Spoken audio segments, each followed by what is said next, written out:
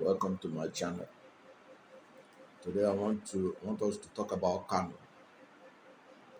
Kano is a state that used to have strong impact on presidential elections in Nigeria because of the large number of registered voters in Kano. And what happens in Kano used to determine the outcome of the presidential election. You can see right now how everybody is cutting the presidential candidate of New Nigeria People's Party (NPP), former Governor Rabiu Kwankwaso. Mr. Peter Obi of Labour Party have been trying to reach a kind of alliance with him, and Mr. Alhaji Rabiu Kwankwaso has been dilly-dallying, insisting that he will be the presidential candidate, insensitive to the fact that he's from Kano State, northwest of Nigeria, the same zone that President Muhammadu Buhari comes from, and he has been in power for the past 7 years and counting. So in his mind, he wants to be another president after President Muhammadu Buhari from northwest. So he has not shifted ground, and there's a likelihood that that alliance may not materialize in the end, because he wants to be the presidential candidate in any alliance with the Labour Party. And if that is to go ahead, if that didn't work out, it means that Labour Party will present their own presidential candidates, of course, which they have done. Mr. Peter Obi and NPP will present Rabiu Kwankwaso. All of them will go to the field. And when all of them goes to the field, I want to postulate and say that it will make the Kano vote insignificant in this 2023 presidential election. That at the end of the day, Peter Obi will not lose anything based on the votes coming from Kano. Because when the votes coming from Kano are shared, it automatically means that the impact that millions of votes or the hundreds of thousands of votes that used to come from Kano you will have in the election will not materialize. It means that this election will in fact be determined by the votes coming from Lagos and the vote coming from Rivers State. And that should be good news for Mr. Peter Obi. So let us break this thing down so that we can be able to understand it. Now, before we go forward, if you have not yet subscribed to my channel, please subscribe to this channel, hit the subscription button, hit the notification bell, so that anytime I have a new video, you'll be among the first to know. Now, let us go to the figures. In 2015, presidential election, which was between incumbent President Goodluck Jonathan and General Muhammadu Buhari of the All Progressive Congress. In that election, Buhari and the APC won. Buhari and the APC scored 1,903,999 votes.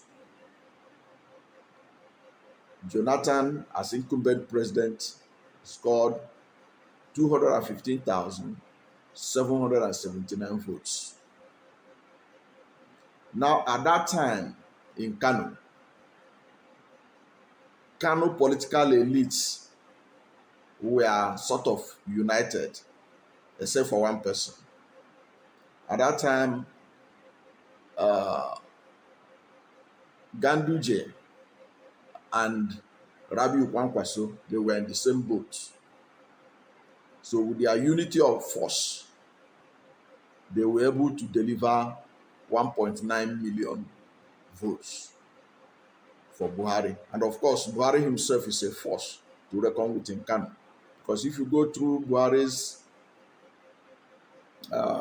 presidential campaign uh, uh, journey, okay, you discover that from 2003 to 2000 to 2015, and he has always been able to win Kano,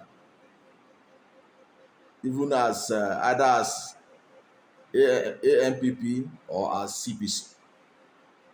So with his force, this was what happened. Buhari generated 1.9 million votes to win Kano. Jonathan and PDP had only 215,779 votes. It was a landslide for them there. Now, as I said, at that time, Rabiu Kwankwaso and his protege, Ganduje, they were in the same boat. So there was not, and the other force, who was former governor Ibrahim Shekarau, was in Jonathan's government as a minister of education. So he didn't have much impact. He couldn't make much impact in Kano vote. So what Jonathan was able to get through Shekarau and all other effort they made in Kano was just 215,000 votes. Now, move forward to 2019. In 2019, at that time, Buhari was already the incumbent president. At that time, Ganduje and Kwankwaso had fallen apart. Now, but Ganduje and Shekarau are now in the same boat. Don't forget also that Buhari himself was an incumbent going to that election. In that election, Buhari and the APC, they got 1,464,768 votes. 1,464,768 votes. Atiku Abubakar, the presidential candidate of PDP, got 391,593 votes. It means that Buhari and the APC got 78% of the vote cast, while Atiku got only 21% of the vote cast. Now look at it this time. At this time, it was Kwankwaso was alone as a force in Kano. Buhari, with the power of the incumbency and knowing the importance of Kano votes, and Ganduje, they were on the same boat. And at the end of the day, this was the result that was delivered. Now we are moving in election of 2023. It is an election that Buhari is detached. If you see the way Buhari conducted himself in the APC presidential primary, you can see that Buhari is not ready to stick out his neck for anybody. So he's not going to stick out his neck in Kano this time around. So it is going to be a fight to finish. And it depends on whoever can muzzle each other out in Kano. Now, the Kano political powerhouses, some have joined forces, some have been teared apart. Now, Kwankwaso and Shekarau, they are now in the same boat under NNPP. Ganduje is on his own, managing what has been left of the APC in Kano. And it is what is left of APC in Kano that Ganduje is controlling, that he hoped to deliver Kano to Tinubu, the presidential candidate of APC. Now, in PDP is virtually, Atiku is virtually on his own. No powerhouse is behind him. Shekaro is not on his side. Kwankwaso is not on his side. PDP looks like an orphan in Kano right now. Now, but you cannot say that Atiku have not been able to build some kind of relationship in Kano. But it is doubtful if those kind of relationships can be able to translate to votes. That is why sometimes ago when Atiku or one of his supporters remarked that they are going to win millions of votes from the north ahead of this election, Ganduje, Rabi Kwankwaso take a jab at him and say, where will he get the votes from in Kano? But what is going to play out is this. With what is happening now, the Kano votes will be divided between the power houses. It means that the vote will be Ganduje will try to deliver part of the votes of Kano to Tinubu. Whether it will be significant enough is doubtful, because Buhari is not going to use the federal might to help anybody. The way he didn't use his political might to favor his vice president or any of the Southeast presidential aspirants who entered the presidential race thinking the president is going to back them. Then Kwankwaso, as presidential candidate of NNPP, would like to muscle his way through to show that he's still a force to reckon with. He is going to give it his best shot. But at the end of the day, Peter Obi is expected to win some votes from non-indigenous of Kano.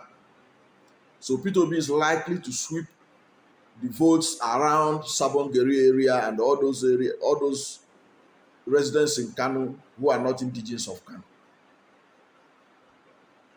But what will help Peter Obi is that with the votes that Peter Obi will amass in other states, especially in South and Southeast, and in Lagos, it will make the votes in Kano to be insignificant, because when these votes in Kano are shared between Tinubu and Ganduje alliance and Kwankwaso, his own group, and then Obi will take a part of it, you will find out that the Kano votes that used to be a major decider in some elections will not make such a part this time around, because we are going to have a situation where you may win Kano, but the vote you got in Kano will be neutralized by the massive votes that will be coming from Lagos, which I have postulated earlier on that Peter Obi will win. And then in Rivers State, because Rivers State is one of the biggest votes you can get. And if Peter Obi could be able to reach a kind of agreement with Nyesom Wike's support and with the suffering that Rivers State people like other Nigerians are suffering, and they are seeing hope in Peter Obi's campaign, so there's likelihood that Kano votes will not have the same kind of impact it used to have in previous election. And it is a good news for Mr. Peter Obi. So I don't think that Mr. Peter Obi should dissipate energy in trying to beg Kwankwaso if he's not ready to shift ground, because it doesn't make sense for Ganduje to continue to insist that he will be the presidential candidate while Mr. Peter Obi will vice president. It's not acceptable. There is no opinion poll that have shown that Ganduje has the kind of national appeal that Peter Obi enjoys right now, and uh, it doesn't make sense. Given that the Kwankwaso is not ready to shift ground, I think let him be. My own estimation, let him be. But at the end of the day, the Kano vote that is his bargaining chip will not make any much difference in the result of the coming election.